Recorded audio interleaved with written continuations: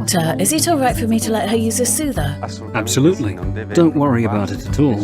The use of a good soother up to 24 months of age does no harm at all. In fact, it helps prevent malocclusions. It helps to keep in mind that sucking is a natural instinct that should be accommodated, obviously by using a good soother. It also helps prevent her from sucking her thumb.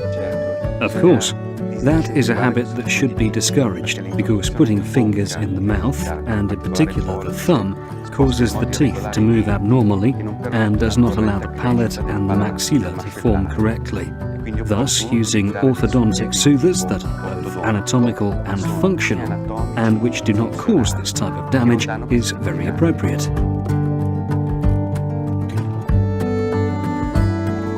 Is this a special type of soother? Yes, definitely. It has a recess which holds these small ridges called palatal rugae. The palatal rugae are the main reference points for the correct position of the tongue. It also has bulges on the sides that hold the tongue correctly. The tongue fits into this recess and allows the maxilla to form properly. Furthermore, it is soft, elastic and thin and provides good occlusion. One might say that this teat actively stimulates the posture of the tongue, muscle tone and proper occlusion. I see, but how do I know which one is right for my child? It depends on the age of the child and the size of the palate. And how long can I let her use it?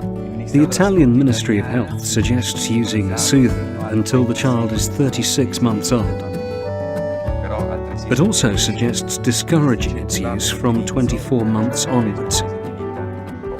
Consider, however, that children at 24 months of age begin to dislike the sucking action, so it should be a naturally occurring process.